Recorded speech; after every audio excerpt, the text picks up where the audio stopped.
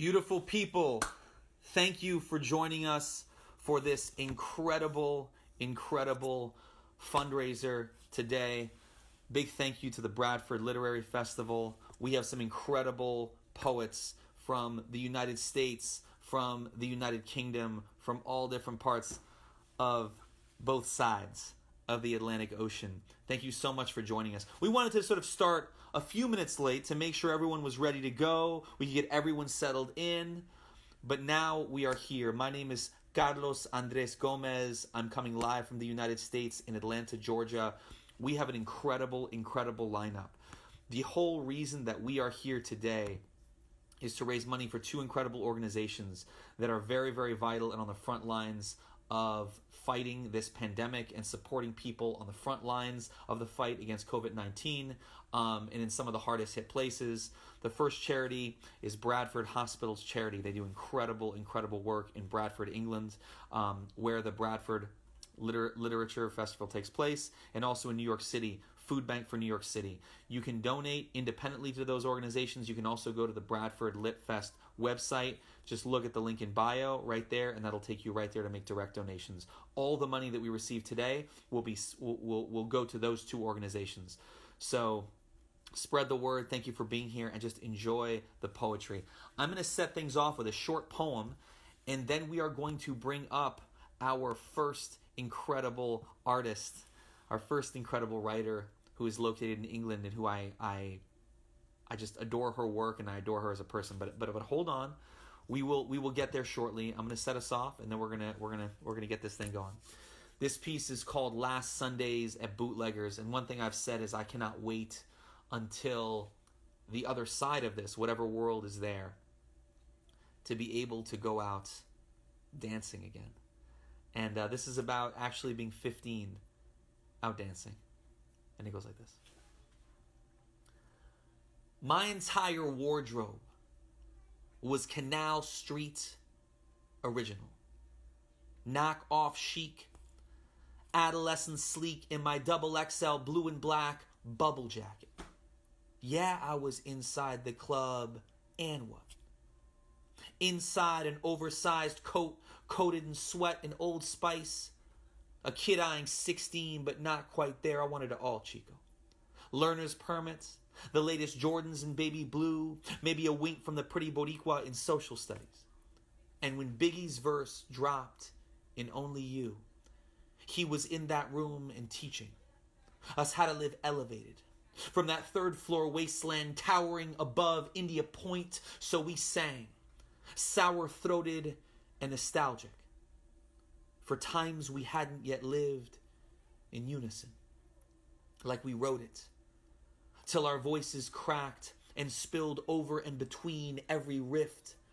But in the throng of lost kids where I finally found a self I loved, it all came together, like we could remix any wreckage and make it into a stage to slay, so we swayed and grinded like our lives were a music video tribute, hip to hip. All right, clap it up. You can do the clapping, you can do the heart emojis, you can do I'm very big on the emojis. We can't hear you clapping or cheering or stomping your feet or whatever it might be, but we can see those emojis. So right now, I am super thrilled to bring up a writer, a person that I had the pleasure of meeting in December. I was part of my book tour for my chapbook Hijito. I did a show in London at the Poetry Cafe. I also did the winter pop-up for the Bradford Lit Festival. And this writer right here just completely and absolutely blew me away. And I did not know her work before this. But I promise you I will never forget her work after hearing her read and encountering her. This is the first poet setting things off, so we've got to keep the energy up. And I'm going to invite her in right now. And then I'm going to slide out of the frame so that you are only paying attention to her and have no other distractions. This first poet and writer has contributed to It's Not About the Burqa, released by Picador, and 404 Inc.'s highly praised Nasty Women. Her debut poetry collection, Let Me Tell You This, was shortlisted for the prestigious Edward Morgan Poetry Award and was recently included in Jackie Kay's selection of 10 compelling BAME writers working in the UK for the National Center for Writing's International Literature Showcase. For all my folks in the US, BAME just means person of color, writer of color. All my Americans are like, I don't know what word that is. What are you talking about? Cool. Cleared that up. Please give all your hearts and your love and your energy to the wonderful, brilliant Nadine Aisha Jasset. Great to see you, Nadine. How are you? So good. How are you? I'm doing so much better now because this is the second event that I've been able to do with you, which makes me so I happy. know. And I I think know. I'm the first person to read on that one too. I'm only realizing that right now. Yeah, that works for me, to be honest. That works plenty well for me. Beautiful, beautiful.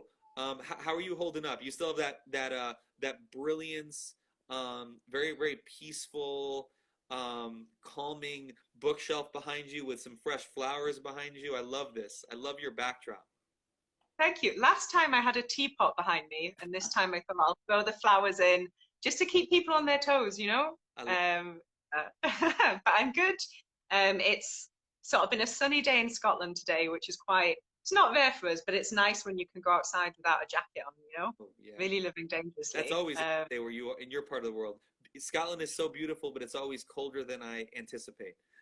Yeah, yeah. Even for me, and I've been here, gosh, 10 years or something, and even for me, I'm like, oh, chilly today. No, and a pleasure to be here, a pleasure to be supporting the two charities and be reunited with Bradford Lit Fest. Yeah. Thank you for Fantastic. having me. Nadine, I can't wait to hear you read. I'm going to step out of the frame, but I'm sitting in this chair right next to Okay. the phone. Enjoy, Okay. Nadine Aisha Jasset. Thank you. And yeah, like Carlos said, this is our second Insta Live together. And on our first, I read a poem written that I wrote in response to a Langston Hughes poem, as a honoring our American siblings over the water. And so I thought I'd start with that again, and I'd read a poem which I wrote after probably my favorite poet, a toss up between this poet and Andrea Gibson. I think my favorite poets. Mary Oliver, I just think she is wonderful. And there's a poem in her book, Swan, which is called What Can I Say? And to me, whenever I read that poem, I just feel so full of peace. And about a year ago, just after my book, Let Me Tell You This, had come out, I did a workshop around the poem, What Can I Say? And I wrote something in response to it. So I thought to start us off in honor of the US and the UK coming together, I would read this poem after Mary Oliver's What Can I Say?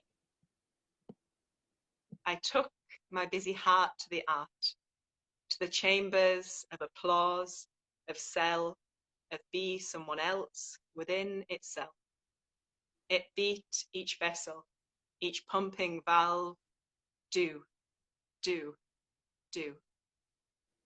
I wanted to stop, and it did too. So we did. And my heart became a forest, each vein a root, and I took myself to it and lived.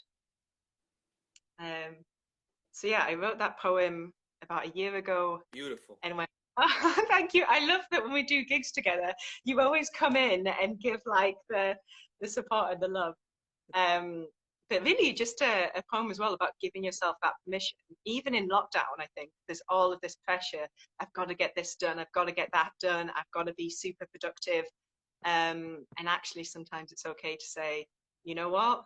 No, let's rest our heels, let our little hearts be forests and go there instead. Yeah, I strongly agree with that. So I wanted to read some on that vein. I spent almost all of last year reading from Let Me Tell You This, and so I wanted to read some new work tonight. To Yes, big claps for that. I love that. Everybody knows the fear, but something about Insta Live I think opens it up. Um, so I think for a lot of us, you know, in lockdown, wherever you are, I know certainly for me, I live on my Todd, I nearly said, which is such a British thing. I live on my own, so I'm quite far away from family, and in particular, in February this year, I was with my auntie in Zimbabwe, and I was staying in her house. and she makes an appearance in almost all of my writing, this auntie. I love her so much. So this is a poem that I wrote very recently about her, and it's called My Aunt Says Yes. And this is the first time I'm reading it, so use a very lucky. Oh, thank you, Nikita. My aunt says yes. My aunt has different ways of saying yes. There's the exactly, hey, when she's in passionate spirits, usually about some social etiquette another has failed to achieve. There's the yes, you see, which belongs to the same tree and can be extended to things such as political commentary. There's the yes, we are, usually followed by good girls or butternuts, and shortly accompanied by a laugh or a smile. There's yeah, right, said slightly softer, and yes, that is also okay when substituting a recipe or inspecting my crochet. There's G to the uncles, of course, when she agrees. Yes, please, sung to the supermarket clerk. Thank you, rung to anyone offering anything for free. There's yeah, shame, said when something hurts me. There's the way she always goes quiet the day before I leave, and I wonder if it's because she'll miss me. Yes. And there's her hands clapping at the airport when I come home to her again. Yes, yes, yes. Beautiful, beautiful. Oh, And I think that we can be super meta and like have the poem ending with the clapping hands. um, yeah, but I think there's something, beautiful about poetry, even when, you're in lockdown and the people you love are far away from you. Um, Poetry can allow you to bring their voices back to you, right? And especially with hers and all these different ways she has of saying yes, even when, she's inspecting my recipe and you can tell she thinks it's not okay. And she's like, yes, that is also okay, when really it's not okay. Yeah. So in honor of, since we're on Bradford Lit Fest as well, last year I was invited to do a film poem commission with them in response to a Frida Kahlo painting, After Two Fridas. I don't know if anybody knows it, but it's the really famous painting where she does a self-portrait and it's the two halves of herself.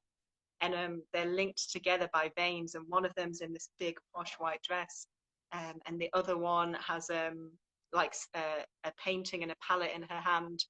And so I was commissioned to write a poem in response to that. So I thought, since it's Bradford, my wee loves, I'm from West Yorkshire originally, so my wee loves, I thought I would read that poem, inspired by the painting by Frida Kahlo, but also really about that conflict between trying to love the different parts of yourself, the part of yourself that looks at you and says, why are you such a perfectionist? And the other part that's like, why are you hanging on to this?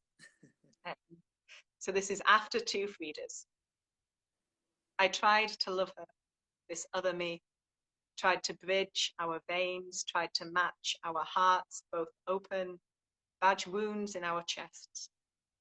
Why do you hold on to old hope so tightly? The other me pictures him small in the frame. Why do you push yourself to perfection so entirely? Other me hears currents that bloom against lace. I tell myself I am mine to paint, each drop a beat making my own name to spill.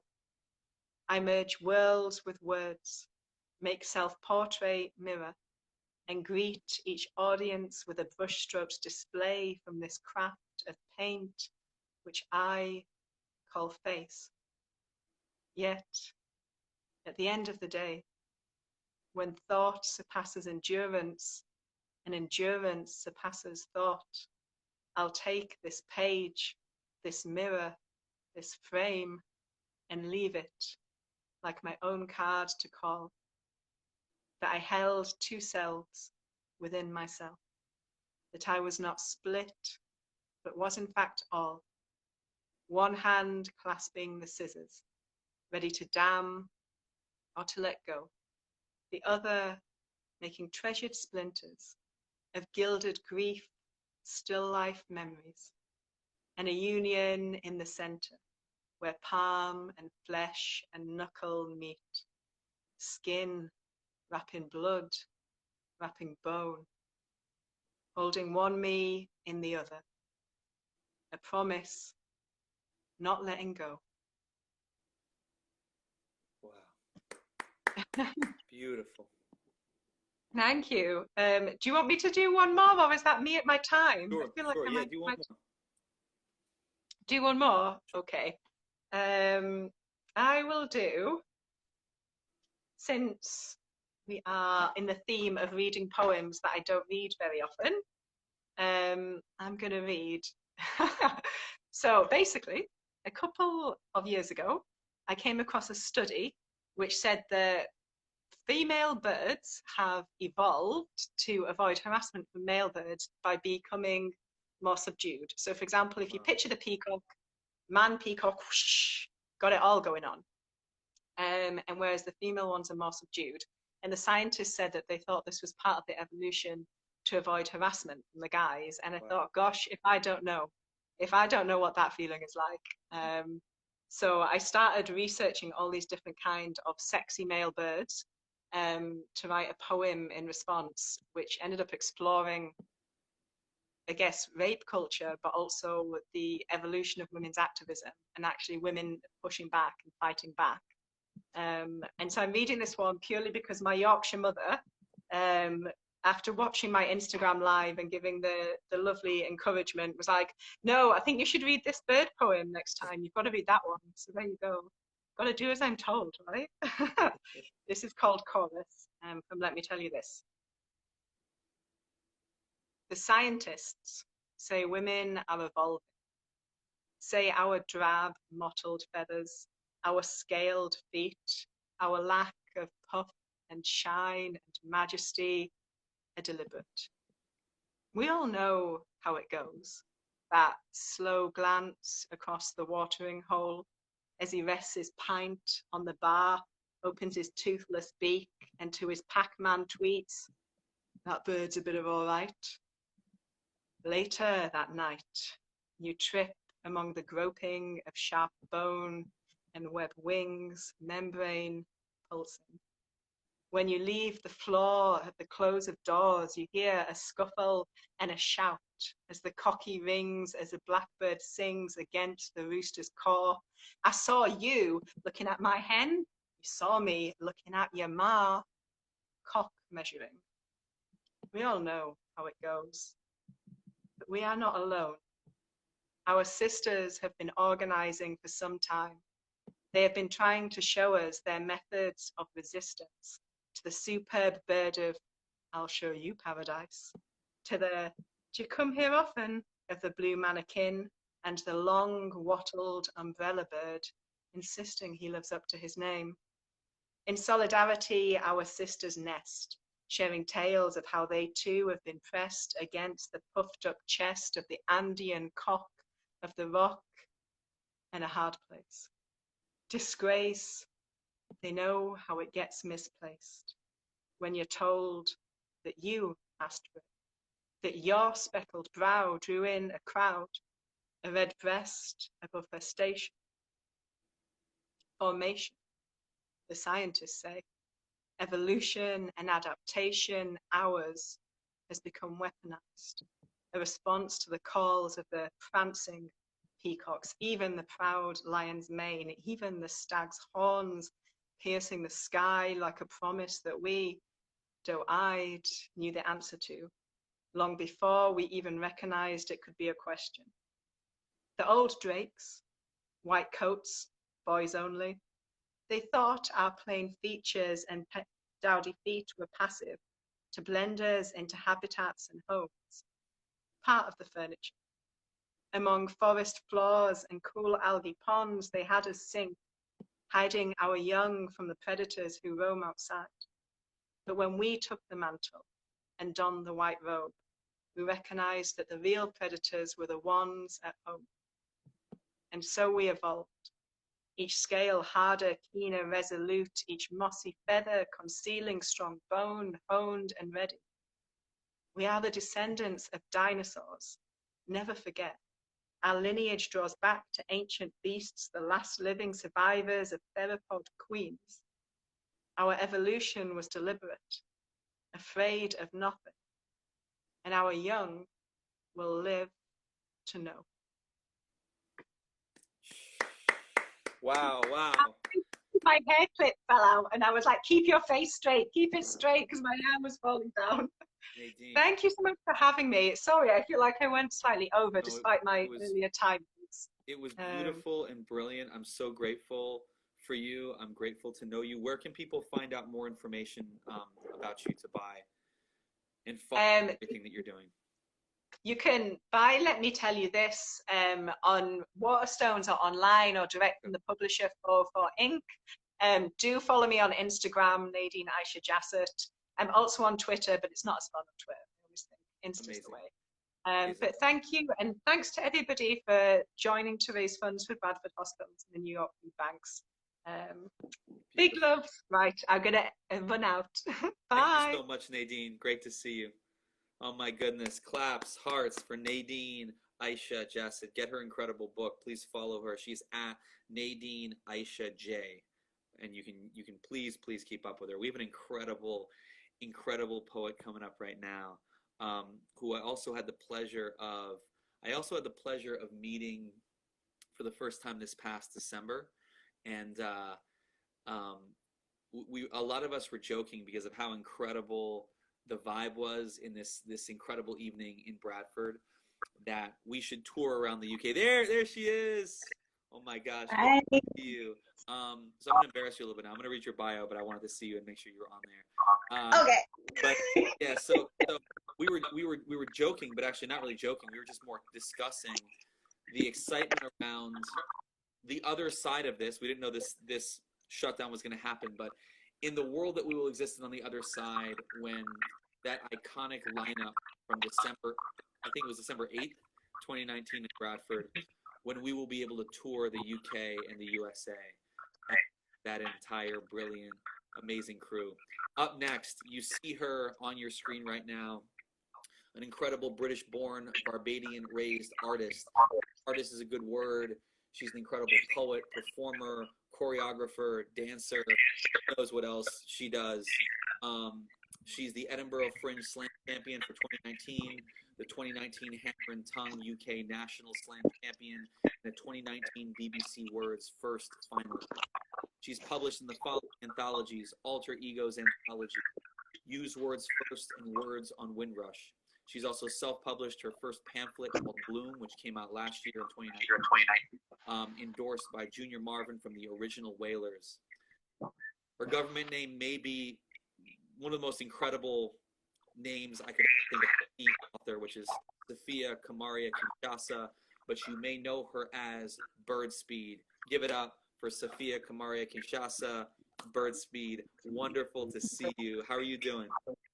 I'm doing okay. I'm doing okay considering, I'm still here. We're all still here, and that's, like I was saying, that I was so excited about coming on here and just seeing all of you guys again, and it's so wonderful to see people still, celebrating life and doing what they do and persisting, despite what's going on, and it's important. So absolutely.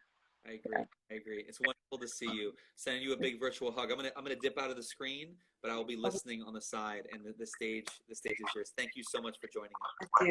Bless you.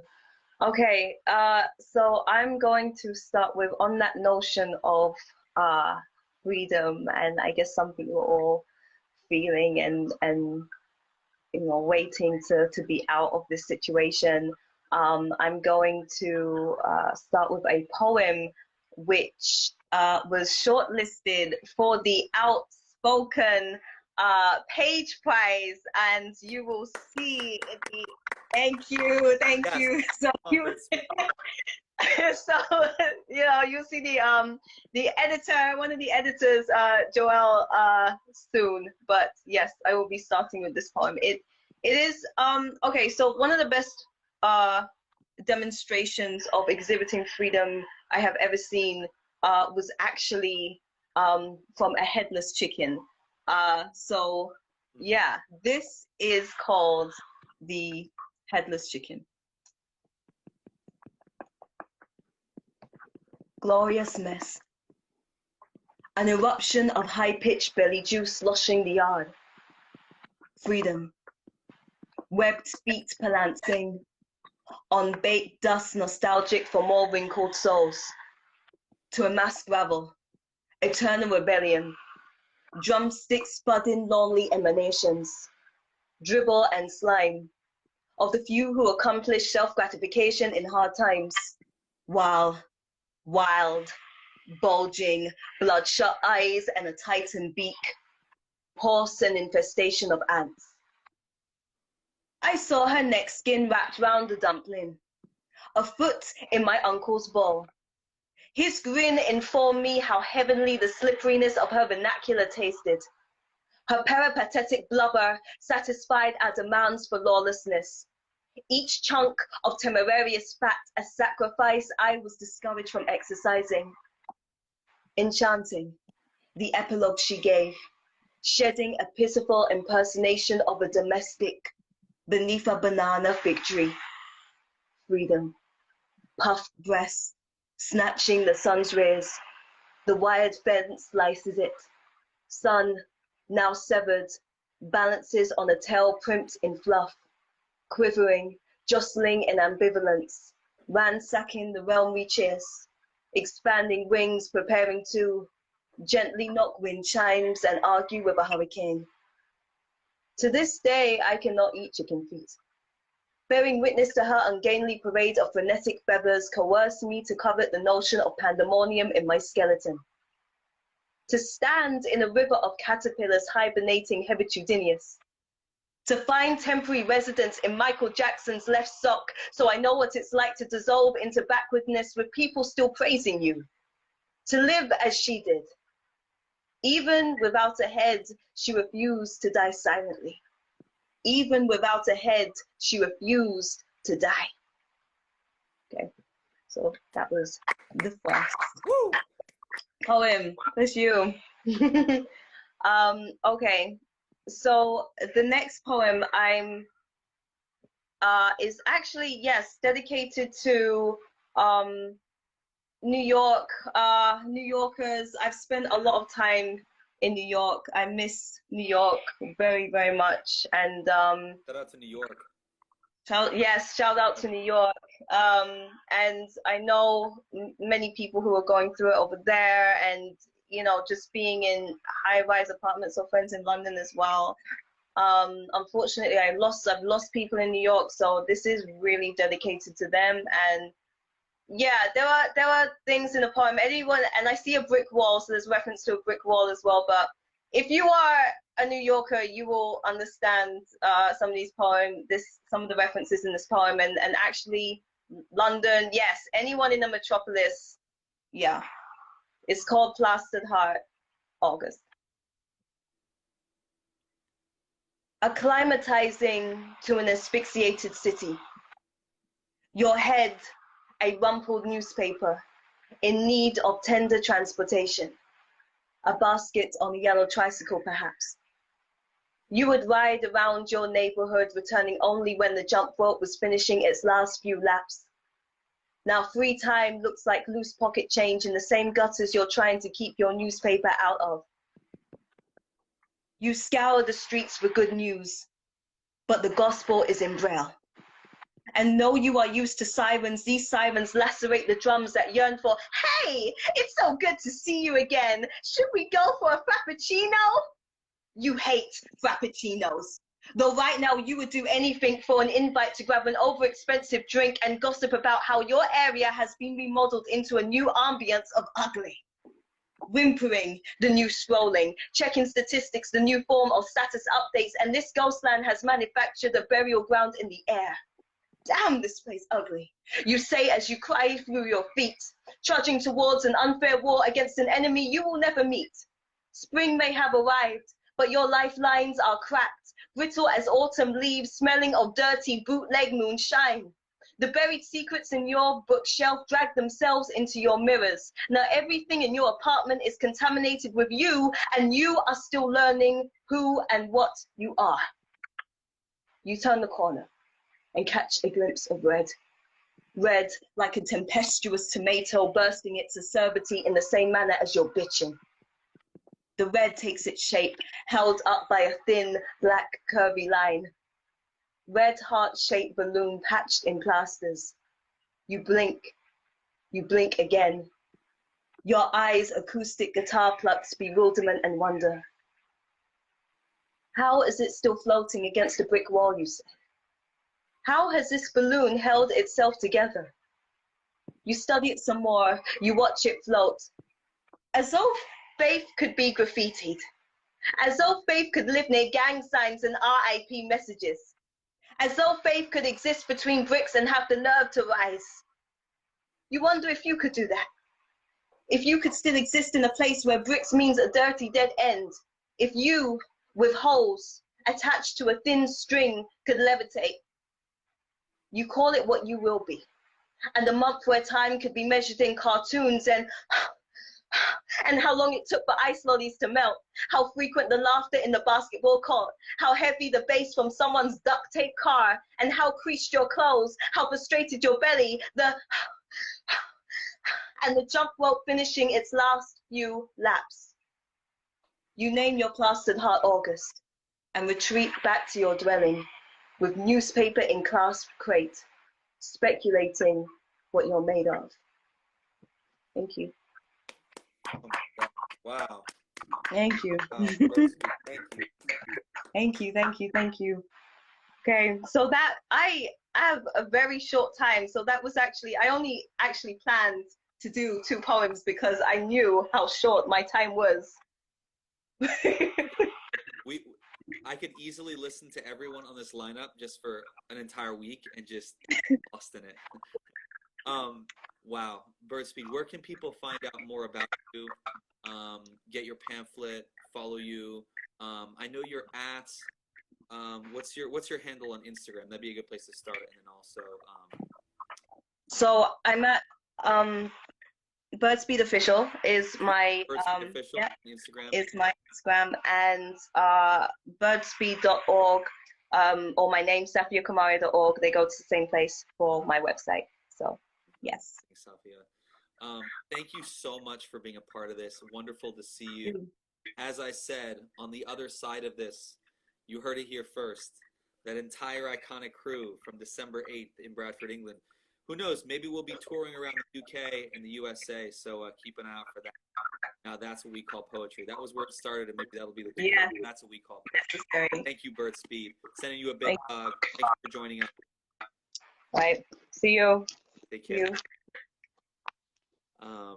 We have an incredible, oh my gosh, we got one more incredible poet coming up right now.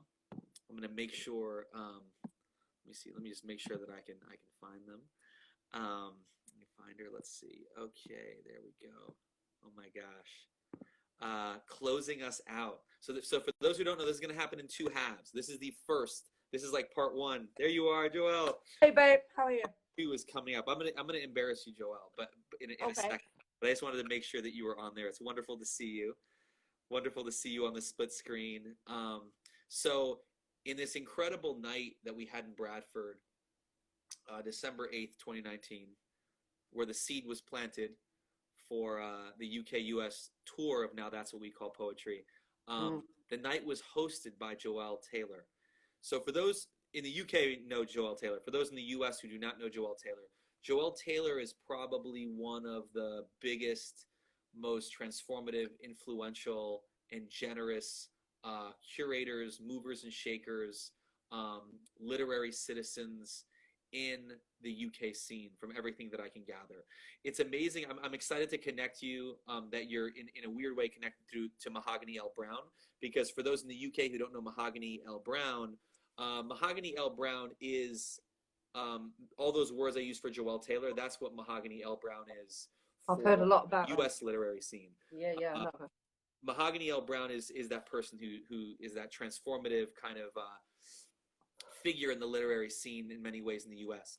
Joelle Taylor, and this is, I'm saying this to the U.S. people. I keep flipping to different sides of the pond. An award-winning poet, playwright, author, and editor.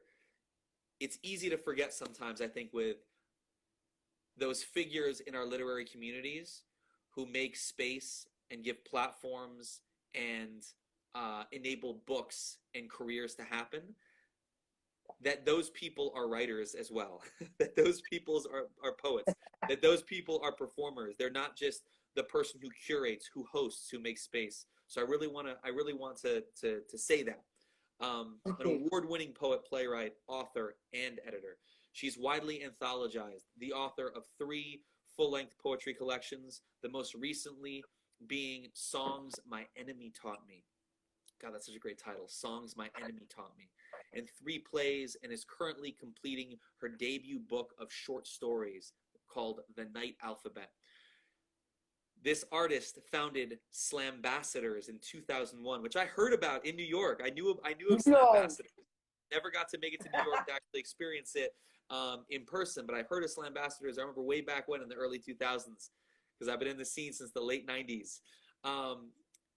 And she's the host and co-curator of Outspoken. Outspoken is incredible. We know that in the US. The UK Centre's premier poetry and music club. Currently resident at the South Bank Centre Purcell Room. Please give your love and energy and attention closing us out right now. Give it up for Joelle Taylor, who hosted the event on December 8th, 2019, but read this one incredible piece that easily could have been like the entire show. Joelle read this piece, and all of us were like, well, I guess the show's over now because there's nothing else that needs to be said. Joelle, great to see you again. I'm gonna dip out of the screen and let the stage be yours. Thank you so much, Joelle.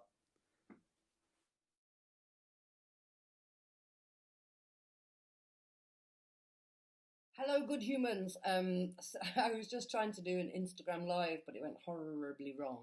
So I'm doing this recording instead, and it's a great honour to be doing this reading in collaboration with poets in New York and for Bradford Lit Fest, and to raise money for Bradford Hospitals Trust and for New York Food Bank. And especially during these times, I think it's really important that we connect. So I'm going to do, I think, 3 poems, a bit unusual, not what I normally do, not so spoken word. And the first one is about this current period in time that we're going through. And I wrote this poem for a programme in the UK called The Verb on Radio 3. And it's called A Very English Apocalypse. And it's talking about this specific moment in time, but in the context of Brexit, of rising nationalism and rise of the global right. A Very English Apocalypse. 1. Corona Visa. Having repelled foreign bodies invaded our bodies now, foreign. Slipping between border rails, they drifted the high walls, seeping beneath carpets of Parliament, teaching us anatomy of loss, the universal theory of alone, the mathematics of survival, the weight of air, how visa it all is. We should have checked our temperatures years ago. 2. A Very English Apocalypse. This fever empire, this other, this better, all rogue, all unjoined, all apart, this width. We have invaded ourselves and queued to do it. What is the distance between 2 people walking away from one another? Hacking up headlines, a cough of white crows circle the city's bloodstream, and 2 friends walk too close together, their kisses unexploded. The birds teach us new songs and we follow, reading closely typed manuscripts in crow and we follow, oh look, and now there are dolphins in Venice canals, goats in Llandudno gardens and lions reporting the news in Moscow. In Britain, the bulldog has returned. Hear him now, his midnight howl, the sound of wrong, an ambulance, bawling. 3. The Empire of Us. And all of our beds, desert islands, the empires of us. I lie there, my body foreign, no longer speaking the same language. One of my hands does not understand the other, and my blood ticks. And then there is you, my darling. We are two dogs tethered, biting at our umbilical. There are 7 cracks in the living room ceiling, darling. The windows are laboratory slides, darling. Darling, teach me the shape of your happy. Teach me Galway 1974. Teach me this love wassailed between tower blocks. Teach me an earthquake of handclap. Teach me to dance on the edge of everything. My darling, it took this to show us the air. Thank you. So now I'm going to move to another poem. This one is it's called Anthem of the Unbelong, which is kind of a it was a commission to write for Rap Party, which brings to mind I want to dedicate this gig to an artist who is fundamental to British rap culture and to the spoken word community, especially in London.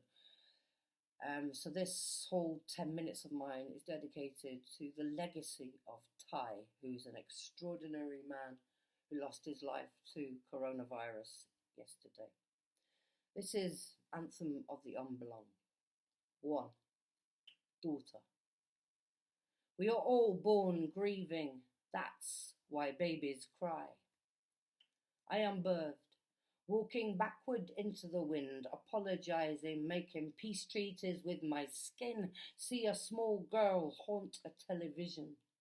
See a small girl tap dance across knuckles. Strangers take their faces off when I enter rooms. I am unborn. Sing the unbelong. Swim against the tide of tongues. I am the girl with the face of a man. Crack thin, cold as school corridors. I am tangled cotton, speaking in knots. But I have 2 hands, each of them dog. I teach them to fetch, to hunt, retrieve. They sleep curled at the bottom of my bed. My dogs strain at their leash, bite children. When I open my mouth, a bugle-led hunt streams out. Violence is its own mother. Mother breast feeds fists. Violence is a girl backed up against herself. Everything about her, ghost.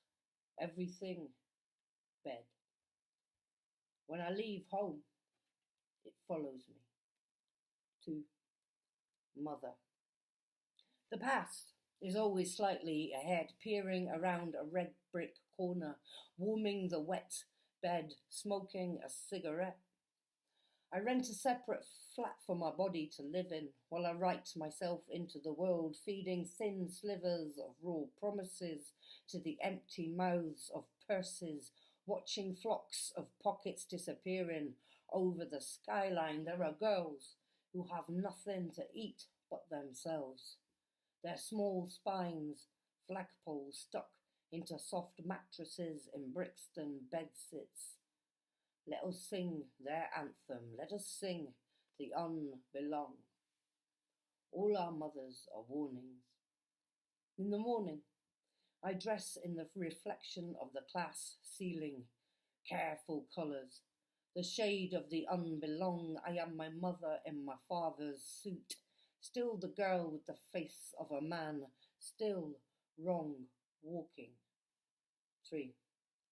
Sister.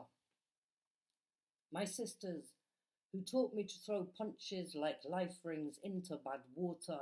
My sisters bowling kisses like hand grenades. My sister, bomb shelter. My sisters giving birth to battlefields. My sister, a battlefield. My sisters excavating chest thick sediments of silence worn as pearl necklaces. My sisters, archaeologists. My sisters who tamed my fists, had them vaccinated. Spade. My sisters unclipping their shadows and setting them free.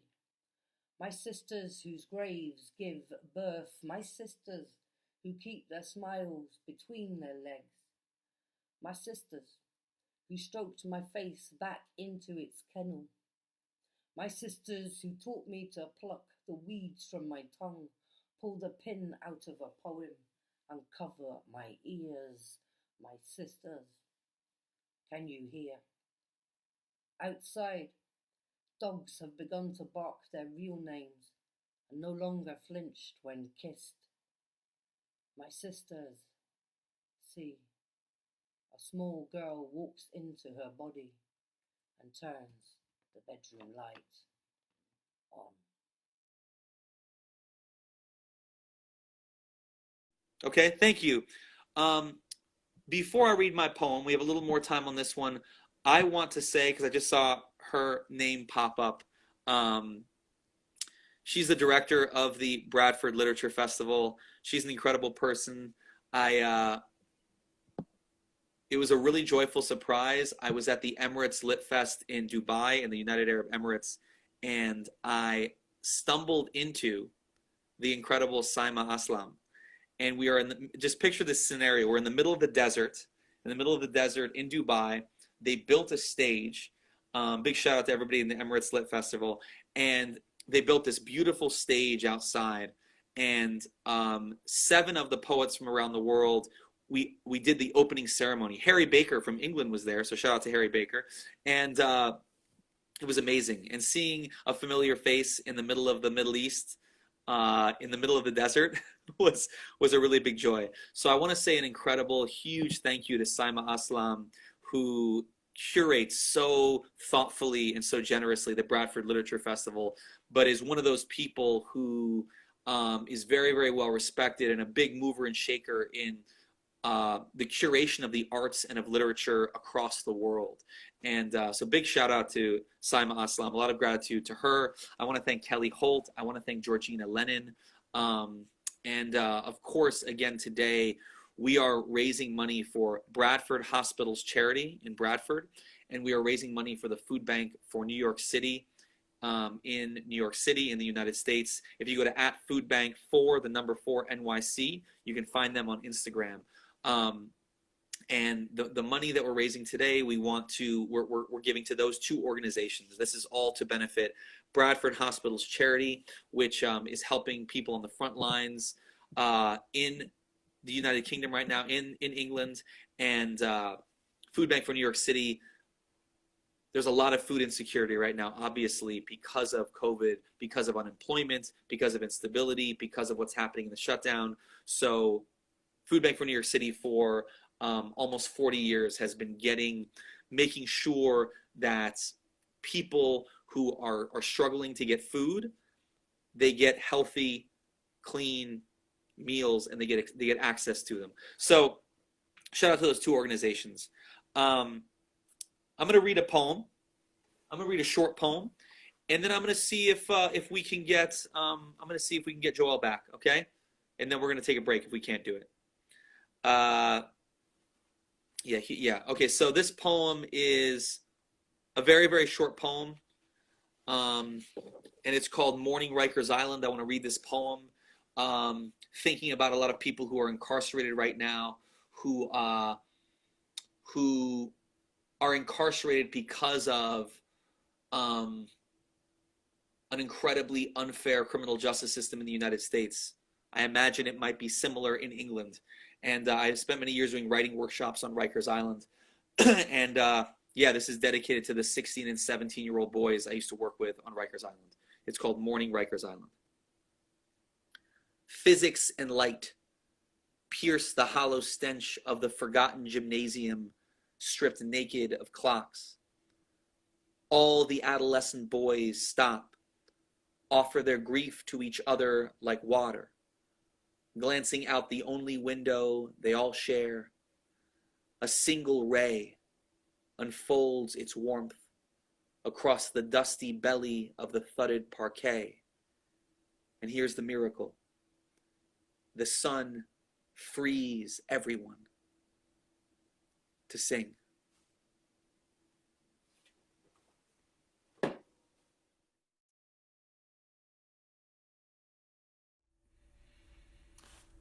Welcome, everyone, back.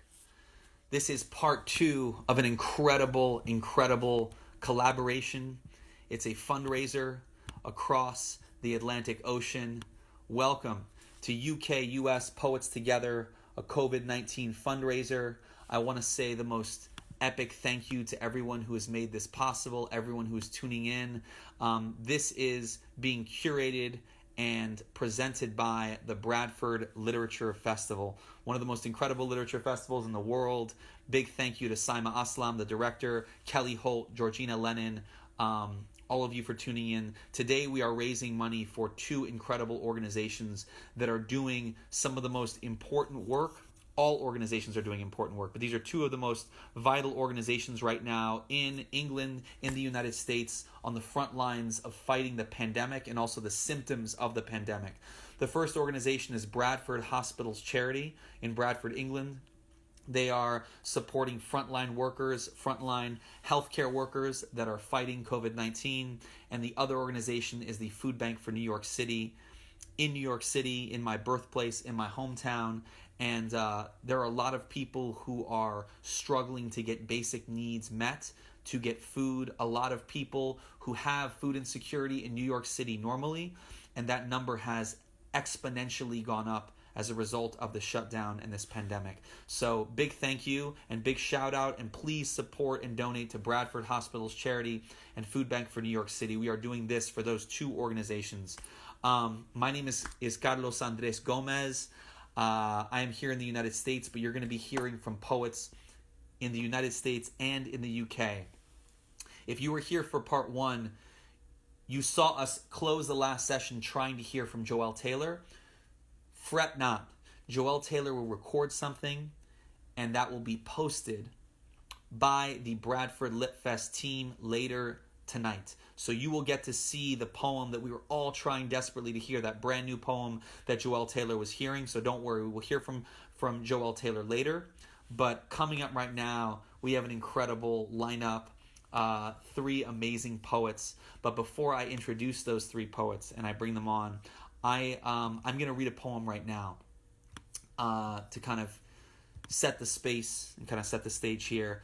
For those who are just tuning in, feel free to click little hearts. The clapping hands are great. Other emojis, all that stuff is good. That's the way that the person reading their poetry hears you, is seeing the clapping hands and the hearts. This poem that I want to read right now before I bring the first poet up in this session is dedicated to Ahmaud Arbery. For those in the UK who might not be aware of it, Ahmaud Arbery, on February 23rd of this year, he went jogging here in the state of Georgia, where I live now. And he was a 25-year-old man. He went out for a jog. He happened to be a 25-year-old black man going out for a jog. And he was tracked and then killed by 2 white men who went 2.5 months without being arrested. They were only arrested after a lot of public pressure has built in the United States and were indicted. And a couple days after, on YouTube, video of that killing was posted anonymously on YouTube by a neighbor of the 2 men who killed this 25-year-old man who just went out for a jog, Ahmaud Arbery. I want to dedicate this poem to Ahmaud Arbery. I want to lift up his name. I want to lift up his brilliant life that he lived and the things that I've heard about the kind of person that he was. I want to dedicate this to his loved ones, to his friends. This poem is called Race Was Not a Factor, and it's from my forthcoming book, Fractures. It goes like this.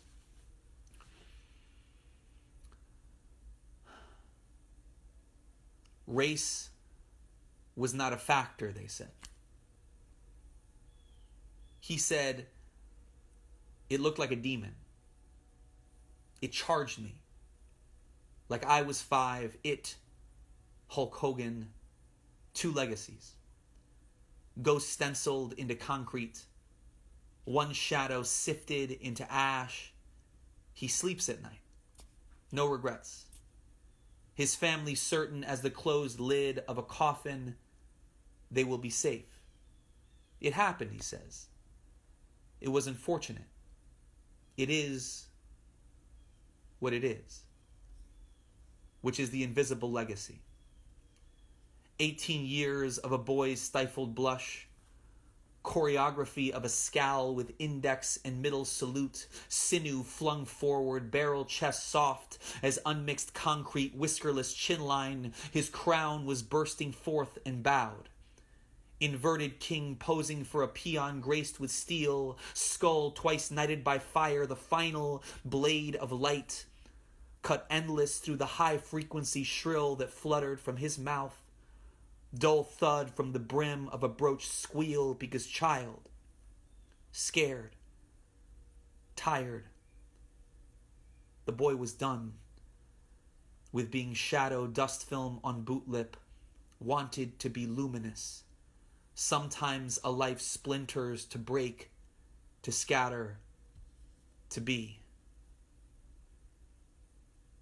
I see my nephew, pressed to the edge of boyhood. Though he looks a man in my imagination with his flinch and blush muted, he is still carved raw from the giggle that overtakes his toddler body. Thomas the Tank Engine is this moment's alibi for letting go. As I watch him now, I see him still in that faded cobalt, whale-imprinted bib he kept soaked through, but also I see the son I have now, knowing there is no plan. The nights accrue, like gravestones in a tiny plot of land, like lightless hallways that encircle the earth, an endless tether that yokes the crisp dusk from each day as it is drained of light. What can never be seen cast against what can never be unseen, the promises made against that other unspoken promise, grief made invisible beneath the shadow of something too large to see, how all our children share the same erased name because of it. What leaves them riddled with everything they cannot see, piercing and rigid and always more weight than anyone predicts. The child still in the street. It is 2 minutes and a few seconds past noon on Canfield Drive in Ferguson, Missouri. And he's still right there in the middle of the street. Not my nephew.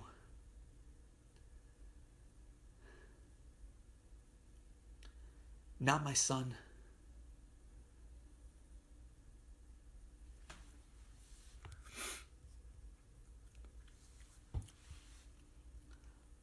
I'm so grateful to be here with you all. I'm so grateful for you tuning in. We have 3 incredible poets right now. So I need everyone to get the clapping and the heart emojis. We have 3 incredible poets right now. The first of which was part of that legendary December 8th, 2019 night that I keep mentioning in Bradford, England. This poet, this generous, beautiful, vibrant human being, I'm going to bring her on so we have a split screen. And then I will read her bio, okay? And then you will be hearing from her very soon. There she is. I'm right. You read this really powerful poem out that makes me cry, and then you bring me on, and I'm just like, lovely. Now everyone can see me cry. Oh gosh. Well, here I'll read your bio and embarrass you, and then I'll give you a second, okay? So this incredible, wonderful human being is a British Indian writer and poet living in the south of England.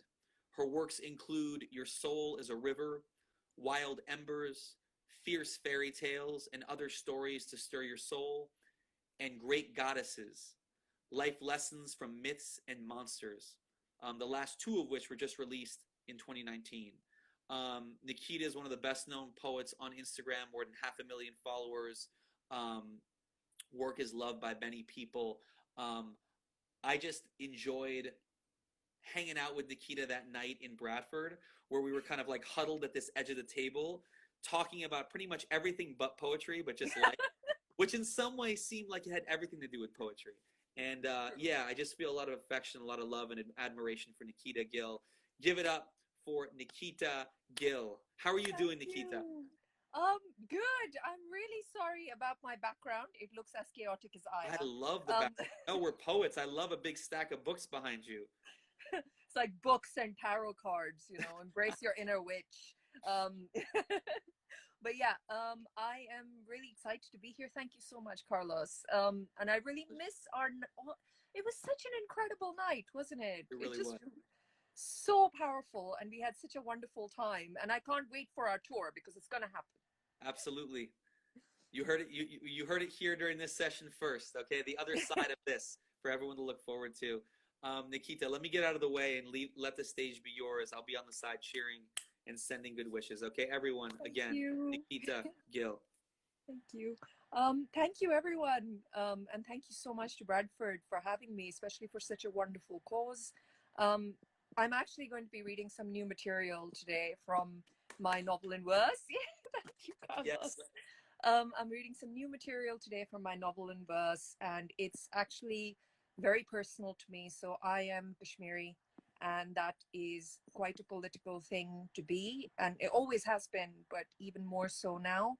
But this poem, the poems which I'm reading from the novel in verse are about this Kashmiri character who I invented, who is sort of based off my life when I was younger. And here it is. So I'm going to start with a poem about my mother, which is in this book. Mama is fire, is a goddess without her powers in a world of masculinity gone awry, is mystical despite them telling her she is not, is the second word I learn and is prouder of my first because I name God, treats my father's parents with kindness even though they treat her with spitefulness, calls me her miracle in a world which has let her down with 1,000 little indignities, reads me stories of Jhansi Ki Rani and the goddess Durga eliminating greed before she reads me fairy tales of Panchatantra. Says, Paru, you will not have to fight like I did because I will fight for you. Says, I married a better man than my father, ever so. He, like me, will let you grow too. Don't let anyone discipline me and doesn't let anyone talk down to me under the premise of one day she will be a wife. Teaches me early. Despite what they try to teach you, girl is not a dirty word. Girl is power. Girl is fury. Girl is never give up. The world cannot break me. That's the first one. Thank you. All right, so the next one is called, I'm going to do another one, I think, because that one it just makes me cry and I don't want to do that again because I've already done that once. So this one is called Rules. Mama says, if you can finish your ruafza fast enough, you can go outside and play with Afia. Not too fast because the sharbat may make you throw up. Dadi says, have you been playing in the mud with the neighbor's daughter? Stop it, Paro. They're not like us. Look at how dirty your clothes are. Dada says, she seems like a nice child, but don't bring her home. You know how your Dadi feels about the family next door. Papa says, don't listen to them. You can make friends with whoever you want to. Our hearts beat the same, whether Hindu or Muslim. At the end of the day, we are, all of us, human. Right? So that's poem number 2 from the same book. Thank you. And I'm going to read Afia, and then I'm going to do one last one. And then I'm going to give it back to Carlos, our wonderful host. So, Afia. If I were to describe something beautiful, I would describe the lychee tree in the garden as abundant as a grandmother in its own way, whether by offering shelter or nourishment, or maybe the moon. The moon glimmering from the room I shared with my parents, my tiny bed close to the big window because I like to fall asleep looking at the stars. But the only person-shaped beautiful I knew was Afia. Wild forest green eyes and even wilder hair that looked like it didn't know a hairbrush. Her smile always a little lopsided, a gap where her front teeth had fallen out, where her grown-up's teeth didn't come in yet. She only had one earring on always and gave me a new reason every time I asked her about it.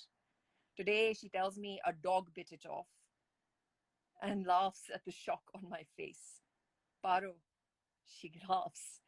You are so easy to fool. I blush and try to hide it with giggles of my own. Those days are all spent trying to make treasure groves made of flower and fruit from orchards. We play Rani Rani, where we are both queens because we need no kings to rule our kingdom of stray puppies, herons, geese, and fruit trees. Drag our fingers through the mud by the little stream to make another tiny stream, and then another, till each one glitters in the sun while we chase each other to wipe our hands on each other's kurtas. When I finally reach home, I always hide from my grandmother, but today is different. Today, the whole family is gathered in front of the television. Mama and Dadi hide their faces from me, but I can see they're about to cry. My father shushes me when I ask him what is wrong, and no one tells me why. Afia does not come over to play anymore. I never see her again. Oh, such a personal book to have written. Wow, beautiful. And finally, this last one, which is a little bit more positive, and it's about the time that we currently live in. So this isn't from my book. This is just something I wrote at the beginning of this pandemic when we just started going through it. And I was thinking a lot of my friend Trista, who's in America. It's a poem to someone in the US, and it's based off the. Well, I think I'll just let you hear it. So here it is. Today we stockpile empathy, we supply love and good energy. We sing to each other across buildings. We say, I love you through social distancing. Do you know that writing letters to our friends is back in fashion? And that we finally have time to read more books, whether historical or fiction? My cousin told me she hadn't seen such a blue sky in her city before. My uncle went on his first walk in the woods. He heard a bird sing since the first time he went to war. Even in sickness, this world is allowed to be beautiful, and we are still allowed to love it, for there is always room for hope. This is just me checking in, sending you the moon as a poem, praying and wishing for us all a speedy recovery. And if nothing else, there will always be poetry. We will always have poetry. Thank you, guys. Thank you so much. Thank you for having me. Nikita, it's great to see you. Great to hear you read again. I'm sure there's a lot of people in here who know how to find you, but for those who I know you're at Nikita_Gill. That's right. Where can people find and support all of your work? Well, it's Nikita_Gill on Instagram is the easiest place. I try to update my Instagram pretty often, and I think I'm gonna have a lot of luck because I'll be able to share this, and people can see what an amazing time we had in Bradford that night and here again. And my books are out everywhere. So yeah, thank you so much for having me. It was so lovely to hear Nadine, and I can't wait to hear Joelle. And it was so wonderful to hear Safia, and I can't wait to hear everyone else now. So thank you so much, Carlos. See you. Thank you. Everyone, hearts, kisses, positivity, clapping. Thank you so much, Nikita. Hope to see you on the other side of this. We have two more incredible poets that you will be hearing from. I know Nikita just mentioned Joelle Taylor, who we will be posting that later, Nikita's contribution. But right now we have two more incredible poets, and that will be closing us out before we close out the second session. And Again, we're raising money for Bradford Hospital's charity in England, and we're raising money for Food Bank for New York City in the United States. Both are really important organizations during the shutdown, during this pandemic. And so please, if you can contribute to both those organizations, all the money that we're fundraising today will go to those two organizations. But coming up right now, this is the only poet. This is actually the next two. One is one that I've known for a long time that will be closing us out. And this next one right now is someone I do not yet know. I just met briefly in Zoom. But he's a very, very admired and much beloved writer and broadcaster who presents The Verb on BBC Radio 3 every Friday night. I listen to BBC Radio actually all the time in those times before we were in pandemic, when I would be driving long drives or traveling on the road, touring, doing shows. So BBC Radio is always saved for me. I listen to the BBC World Service a lot late at night when I'm driving. So for those of you in the UK who know The Verb on BBC Radio 3 every Friday night, he's written poems, plays, a verse autobiography, Talking to Myself Home. What an incredible idea. A verse autobiography called Talking Myself Home. And a voyage around Yorkshire in neither Nout nor Samat. I don't know if I said that correctly. But this next artist and writer is the poet in residence for the Academy of Urbanism, Barnsley FC, and now Barnsley Poet Laureate. So for those of you in the UK, if you've heard of the Barnsley Poet Laureate, he is coming up right now. He's a regular on BBC Breakfast, Coast, Country File, Pointless Celebrities, Pick of the Week, Last Word, and BBC Proms Plus. Please give it up for this next incredible writer and broadcaster. We're going to hope that this works when we sign him in. Please give all your hearts and love to Ian McMillan. Ian McMillan. Everybody cheer for Ian McMillan. Let's see if we can go live with Ian right now.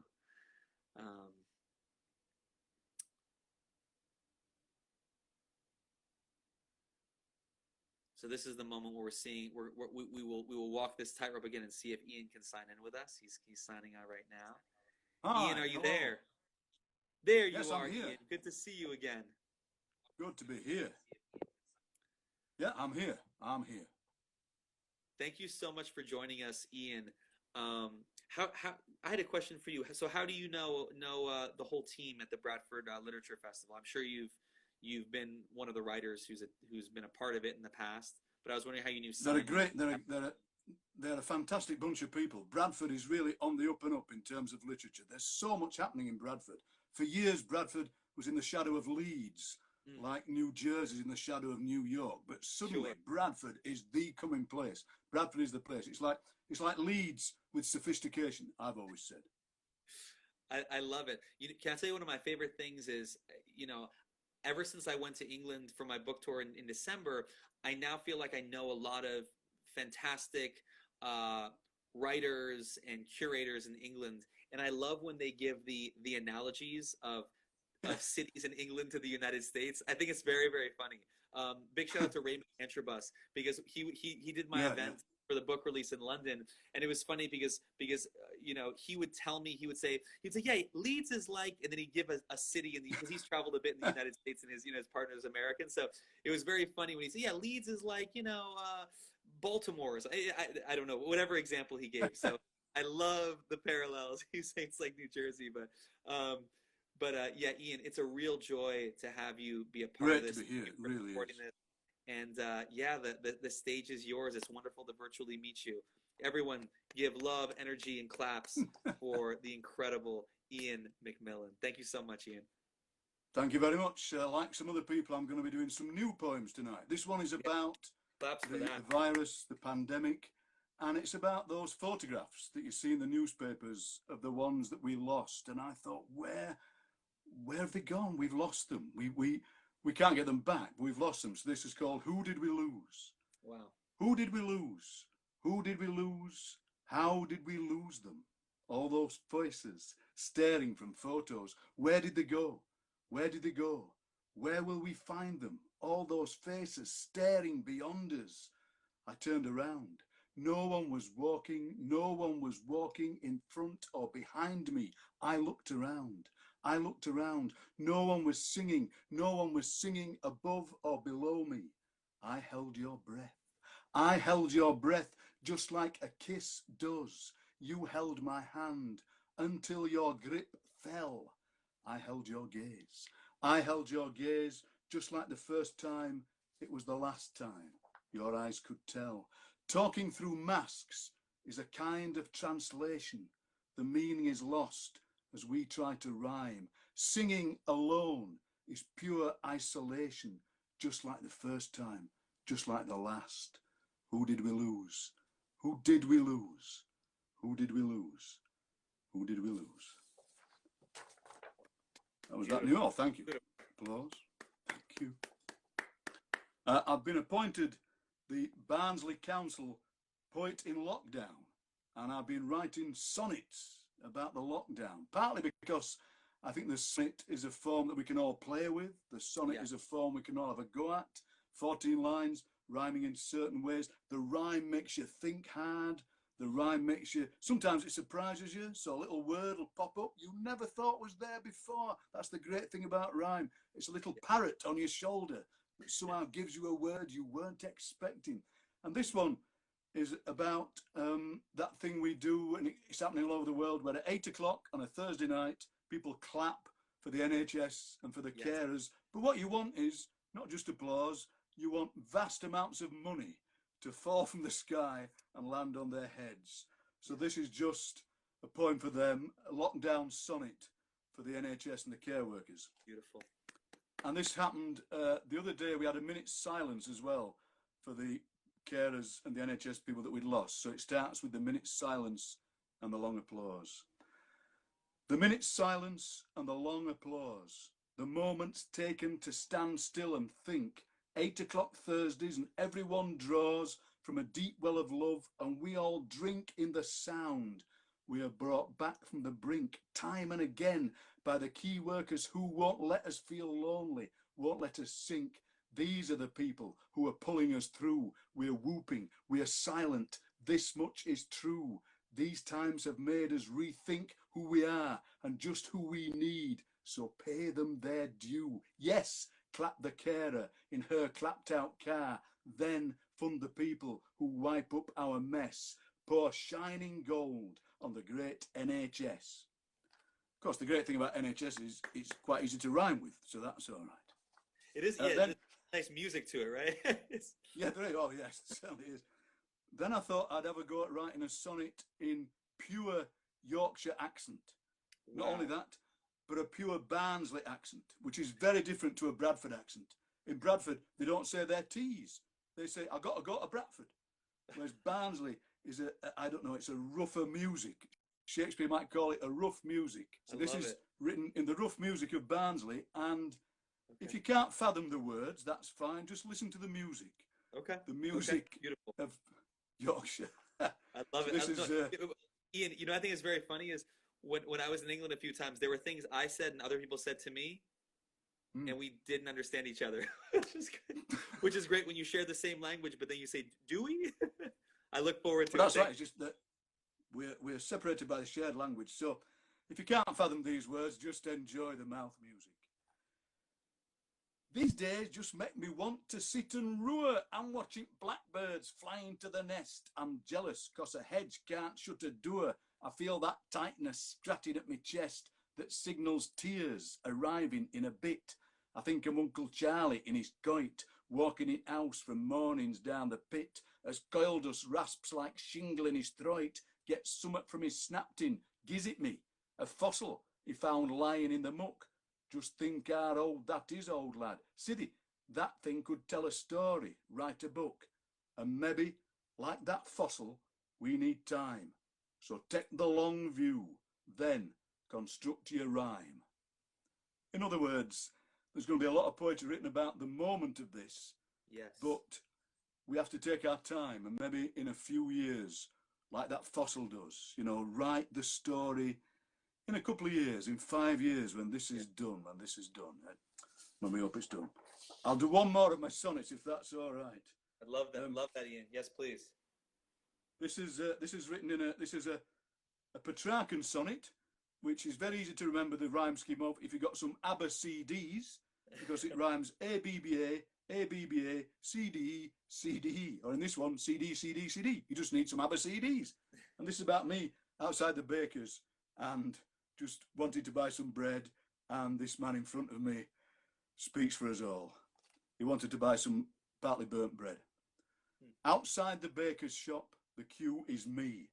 I'm waiting to be let in through the door. Inside, an older bloke is asking for well done bread for sarnies for his tea. This time of year, the blossom fills the tree, then weeps white tears that fall down to the floor. It seems it falls more slowly than before. Time folds, then stops, becalmed on virus sea.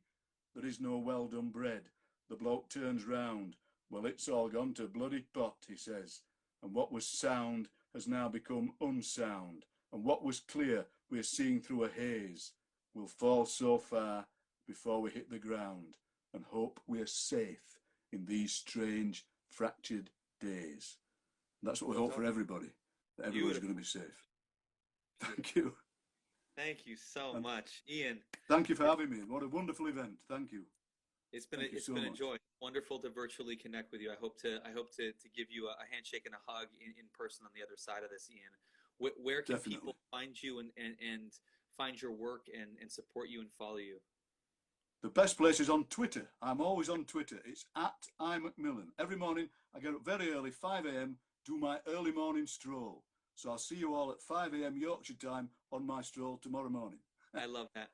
Ian McMillan on Twitter. Yep. Check out Ian McMillan on Twitter. Amazing. I'll see you there. Barnsley Poet Laureate, presenter of The Verb on BBC Radio 3 every single Friday night. Give it up one more time. Hearts, claps, love for Ian McMillan. Thank you very much. Thank you. Great to see you. Great to meet you. Thank you so much for being for this.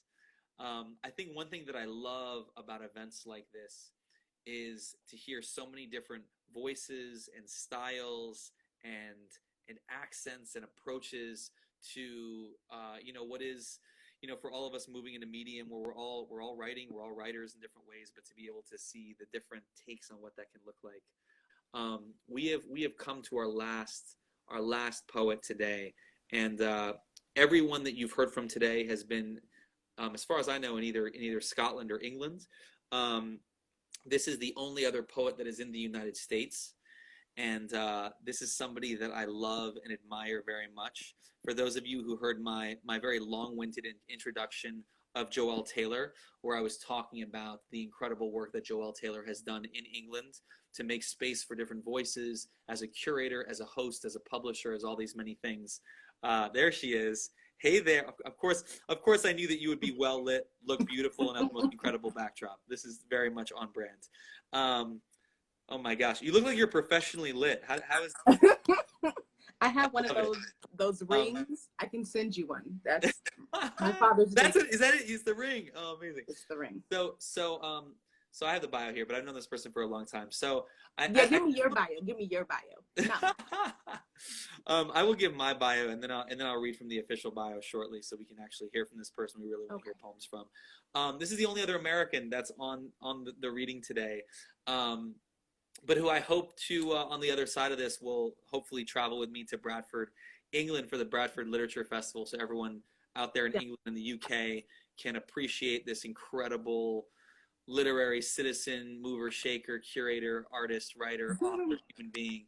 I've known Mahogany L. Browne for close to 20 years. I think it's like 18 and change at this point, if we have the dates correct, which we may not, but it's at least 18 years. It's a long time. And I have not encountered a literary citizen in my life who's been more generous, more courageous, more vocal, more transformative, made more space for more people in my journey in writing and out in the world in terms of the arts. I have been going to poetry events since 1999 when I was 17, and shortly after seeing Martina Espada at my high school in Providence, Rhode Island, I finally admitted to myself that I was a poet. And I've not encountered anybody like Mahogany L. Browne.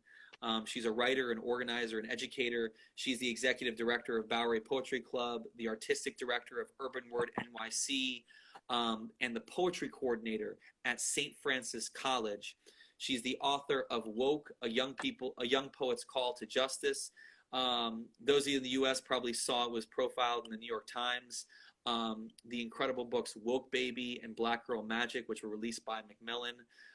We have Woke Baby and Black Girl Magic, which we read frequently to our daughter and our son every night.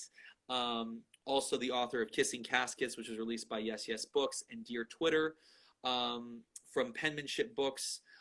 She lives in Brooklyn, New York. She's originally from Oakland, California. She is an iconic person, a dear friend, someone I love very much, and I can't wait to many, many years from now, us be in our 80s and 90s, you know, sipping a mint julep and on a porch somewhere in Georgia. Yes. But yeah, how you doing, Mo? Good to see you. I can already see that. I can already see that. It looks so good from here. I'm much better. You know, I contracted the coronavirus. Yes, I do. Week 2 of April. So it's been a slow crawl back, which is why the lighting is imperative, because there are some shots that when I was first sick, I could see like, oh, I was still trying to push through it. And, you know, you just have to rest. You have to give yourself permission to just be human. Yes. And I was very lucky. Family took care of me. And Christina Aptowitz sent groceries, and my agent sent soup. And Aptowitz.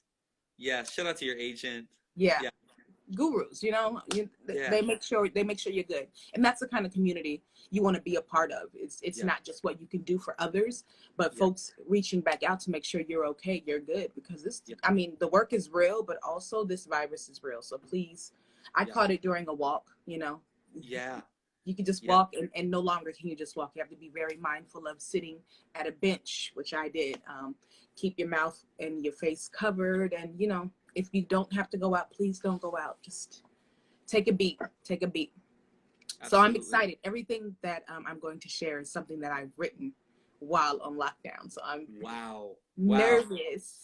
More new poems. I love it. I love it. Yes. New poems. Okay. The stage is yours, Mo. I'm going to dip out of the frame. I'm right next to it. Okay. So this first poem I wrote is responding, not responding to, but like it definitely inspired by Joy Harjo's Remember poem that came out on Earth Day. And the quote is, "Remember the sky you were born under." Yes. Ain't got much space for wallowing. We walk 3 speed up a block for a 2-piece and a biscuit until the moon scares us home. Street lights sound different during an apocalypse. They say pandemic, and all I hear is economic cleansing. Who do you pray for when your tongue is blistered and your throat is on fire and your new neighbors practice an anti-vax life with weekly wine deliveries? And you haven't smelled a smell since your hands baked a box lemon cake, all praises due. The ability to have heat and water and box cake with sprinkles. This is WIC on steroids. This is a baby mama deferred. This is a church sermon on Easter Sunday to an empty room of roach-filled pews. Look, we been missed his return to the hood. We been forgot to turn the cheek, wash our hands, wipe our feet, bow thine head to the hate, but swing our sword towards righteousness. Who do you pray to when the sun is out, but it feels like acid on your skin, and your scalp swoons every time you touch the bald spot with tea tree? How sacred is a death, chambered between bipartisan promises and a Congress of thieves? Den masters speak Dutch double-handed loans for the homies, and I remember the sky. She red like Ruby Woo, she fire too. I figure I'll see her soon when I'm not peering from the basement window, clanking pots at 7 p.m. and dusting off my sinus pills. This whole system is afflicted by disorder. Sky been fallen to the tune of pennies from a crooked government that pretends America is heaven. Keep your fists up. This country will feed your children to Dr. Oz if you ain't careful. Another 2% dead, another 2% gone, another 2% born as stock options worth selling like Core Civic, Kingman, Crystal City, Lawton, Newcastle, Two Rivers, and Wynn Correctional. Check it. The prisons are still full of bodies Rona ain't take care of yet. Well, I got the luxury of daydreaming about chicken wings and hot sauce with a palate ruptured by this new age plague, looking north for setting sun. I heard it's gonna shine forever, whether we praise it or not.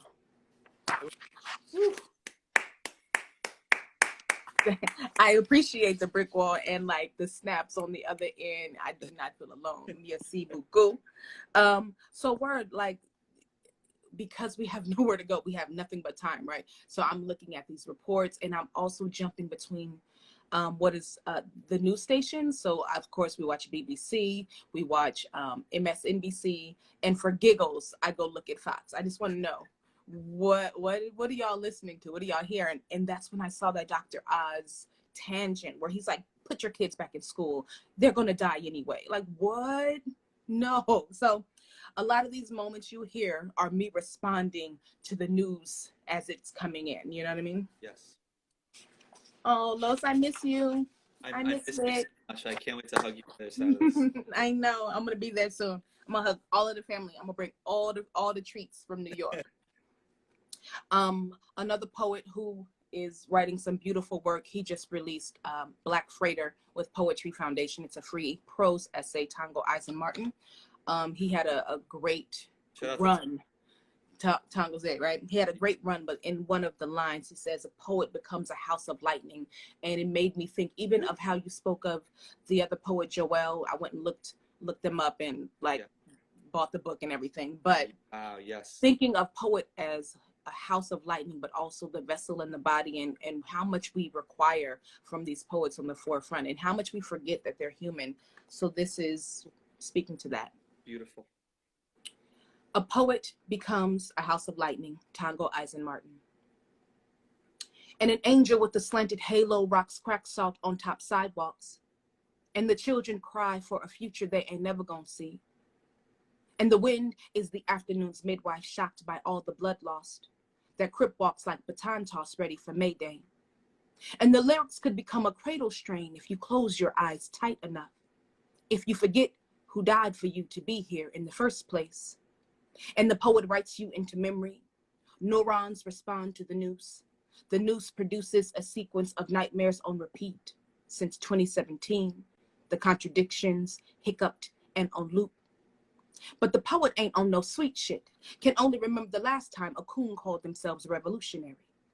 The poet ain't got the stomach to romanticize freedom. She's too busy burying her comrades after the morning's battle.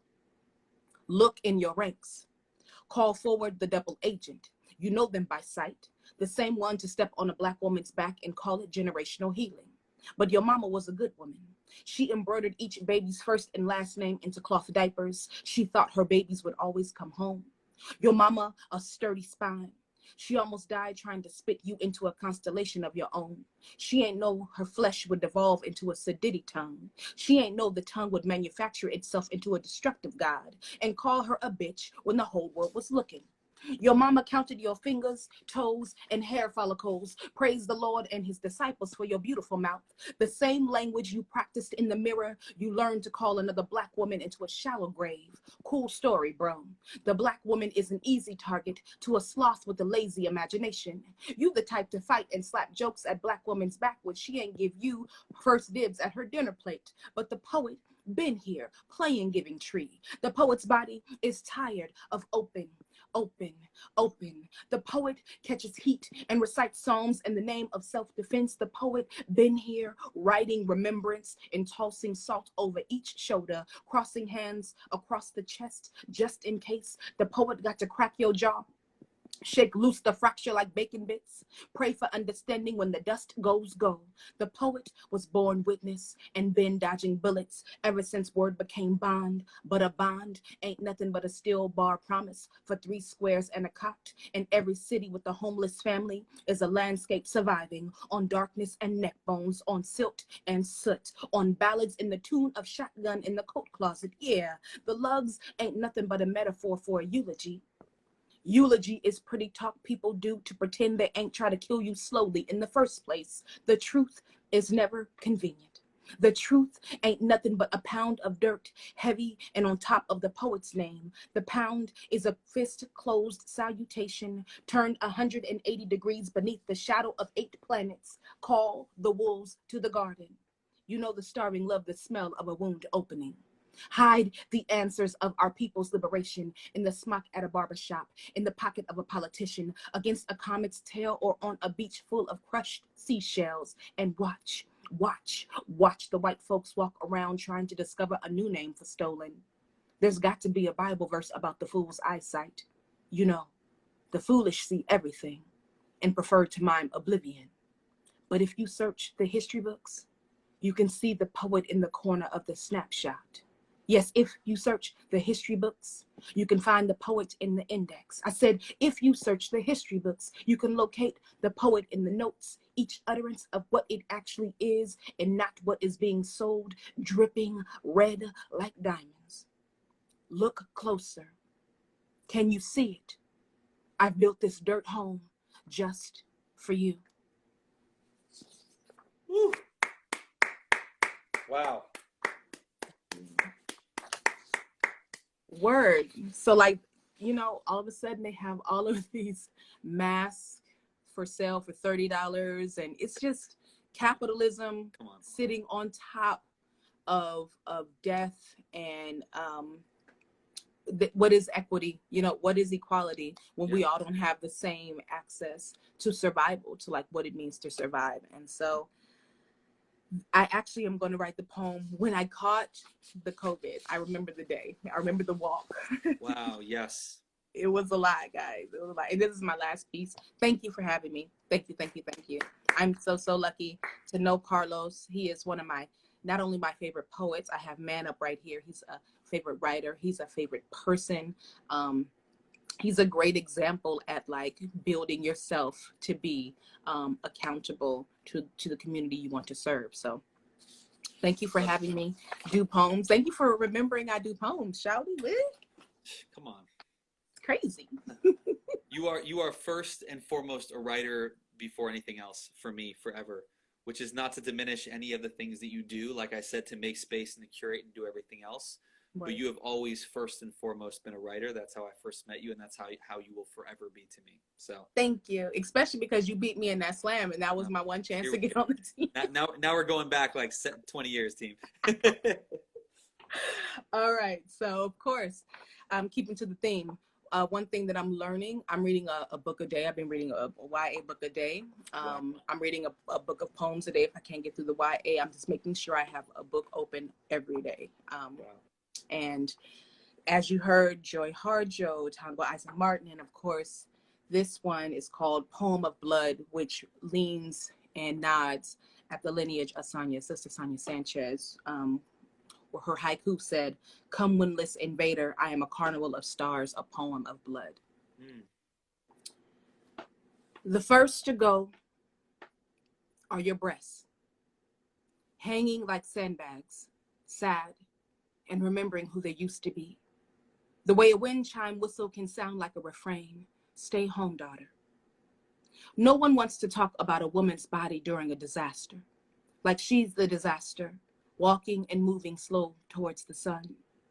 They'd rather talk about the things they can't wait to change until it's voting season, or tax season, or killing season. Extra, extra. Another Black girl is forgotten till dust, and the poets only remember her boyfriend's name or her brother's shoe size. They only remember the Black girl body and her proximity to a Black boy worthy of his family's name. The pastor reads from Genesis and we nod, pay tithes, pass the plate, and erase her initials from the scoreboard. Even the Black feminist forgets she was ever a girl child. She closes her eyes and calls her son Prophet. Tells Prophet to never trust these hoes, then twists his dreads with homemade beeswax. Her fingers crack like stomped earth, her scalp tingling with bad news, and the news say a disaster is coming. Call it Irma, Katrina, Rona. America got a penchant for baby's breath and blood milk, but the block's still hot in Brooklyn. And the nannies still push strollers full of babies they ain't birthed because the governor warns stay home. But the landlord echoes rent due. Go ahead, America. Wreak havoc on the plantation and charge the sharecropper to remove the sewage. Stay safe, stay home, or fall smoke-lunged lung as the next internet sensation relies on old hip-hop t-shirts and yoga pants while Lizzo teaches her how to be human. Yeah, even the trees look at black bodies like welcome back. And the baby in the stroller ain't heard a lullaby like that since they dreamed Similac. And brown organic raw sugar goes for double the price at Whole Foods. Get in line. 6 feet, fam. Don't sleep, fam. Pay checks from the government, courtesy of the taxes you paid 3 times the amount since the last 2 runs around this weak-ass moon. We realized Gil Scott Heron was tight. The Heron was tight. I'd rather fall smack-slapped against a wall than the light of a cop's badge glint in my eye, flint in my sky. Everybody wants my census report, but don't nobody want to give me health care. The water got blood in it. The trees got a memory. My city ain't on fire, but the fog is heavy. Each building swaddled in gray shit that makes us sick. Cover your mouth, cover your nose, stay inside, stay home. Or be run over and up on by the woman who walks her dog so close you can hear what she's thinking. 6 feet who? The neighbors don't see me, but the broken man on the corner do. My breast, old with age, they sag like my spirit.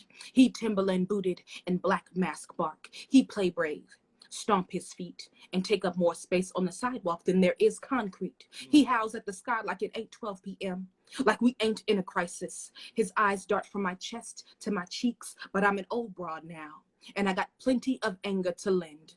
The days have bled from 2 weeks till forever, and I got blood on my mind. I dare him one time, kiss my teeth, then dare him with the clearing of my throat. It sounds like a funeral. It distracts him from the sound of the key ring turning into knuckle rings, but he knows the difference between frail and feral. He replaces his mask, corks his speech like a good wino, and lets me pass an unhinged door on tilt.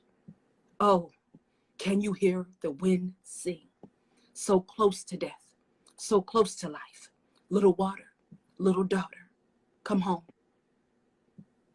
Thank you. Oh, my goodness. Wow. Woo. My goodness. Everyone, give your claps, your hearts, your love. Mahogany L. Brown. I know where people can find you, but let these folks know, for the few UK folks who don't know you yet, where can people find you on social media, online, to buy all of your books? Oh, awesome. I'm Mo Brown everywhere. MOBROWNE, but also I have a new YA novel coming out January. It's a YA novel in verse. Incredible. And it's called Chlorine Sky. Yeah. But the poems are available, mobrown.com. Everything's there. Yep. Mobrown.com, that's Brown with an E, everybody, okay? Yes, please, Brown with an E. MOBROWNE, at Mo Brown or mobrown.com. Yeah. Thank you, Lowe's. Love you, Mo. Great to see you. Love you too. Excellent job. Thank you so much. Safe. Oh my gosh. I want to say a huge thank you to everybody from the Bradford Literature Festival team who've made this possible. Please keep an eye out. The Bradford Literature Festival, I believe there will be a virtual version of the Bradford Literature Festival happening this summer. Obviously, it will not be convening in person as it has done and as it will continue to do every year while we are able to do that. I want to say the most epic thank you to the director of the Bradford Literature Festival, who I cherish even more. That hug that I got out in the desert outside of Dubai in the United Arab Emirates in February. Saima Aslam, who I see putting a lot of hearts there and saying thank you so much. Saima Aslam, thank you. Kelly Holt, Georgina Lennon, everybody else from the Bradford Literature Festival team. There's so many people behind the scenes who make even a virtual event like this possible. A lot of behind the scenes that makes this possible. I want to say the most epic thank you to the poets, Nadine Aisha Jasset. I want to thank Bird Speed, Joelle Taylor. I want to thank Nikita Gill. I want to thank Ian McMillan and Mahogany L. Brown. Again, my name is Carlos Andres Gomez here in the United States. I am going to put, for those of you who got a couple messages, people looking for the donation link, I'm going to put the donation link, I'm going to put it up on my Twitter and in my bio in my Instagram. I am at Carlos AG Live. It's just at Carlos, A as in Andres, G as in Gomez, live as in what we did right here, Instagram live. So at Carlos AG live, and I'll have the donation link there. Again, the money donated today goes to Bradford Hospital's charity, which is raising funds. They go to help provide packages and support to the incredible NHS staff and volunteers that are working tirelessly on the front lines to care for COVID-19 patients in Bradford, England. We're also raising money for Food Bank for New York City. And there's a lot more people than already need help putting food on the table. This helps the most critically impacted New Yorkers who are struggling with food insecurity. Food Bank for New York City. So like I said before, I'm going to put the donation link up. I like to open and close things with a poem. So I'm gonna close and read one more poem to close us out. And yeah, please spread the word about this to your friends, to your family, to your colleagues. Both of these will be posted on the IGTV, via IGTV on the Bradford Lit Fest account. So hopefully we can raise more money and more, get more eyes on these two incredible events. Feel free to share them. Feel free to let people know. I'm going to close this out with a poem, and then I hope you have a wonderful evening if you are in England. A wonderful afternoon if you're here in the United States. And this last piece, I want to dedicate to everybody right now who's in shutdown, in a very terrifying, uncertain time. I've made it a practice to seek out gratitude everywhere. It's something that I think there's a lot of real evidence around that being a really important thing during tough times, to try to seek out gratitude even when it's really hard. And this piece is called Praise, and it goes like this.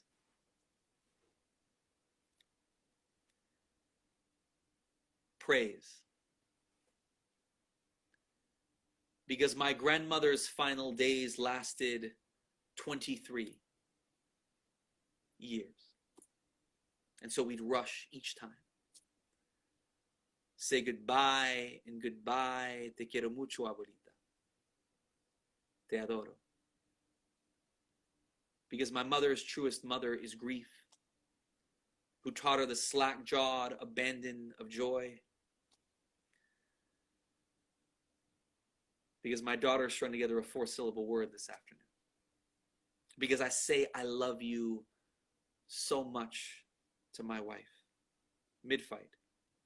And we chuckle sometimes between barbs, like we forgot which characters we were supposed to play, because I was given a best friend for all of 6 years.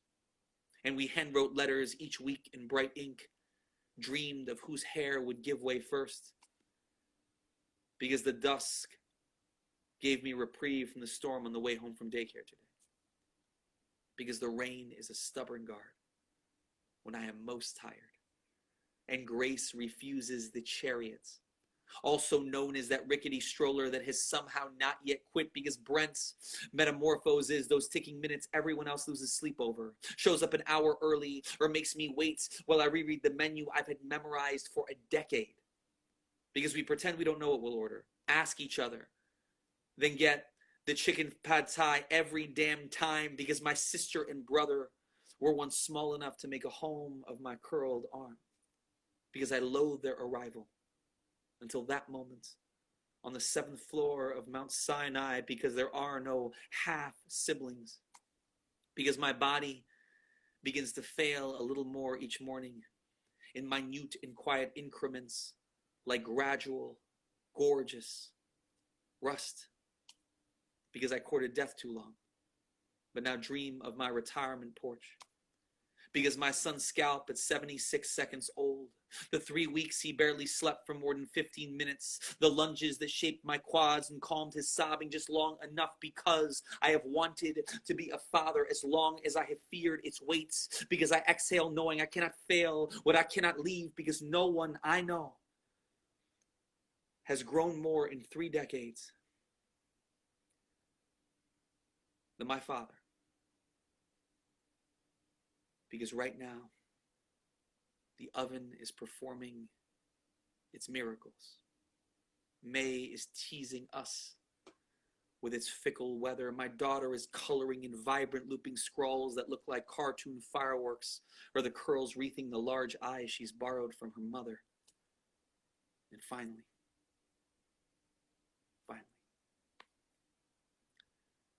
I'm home.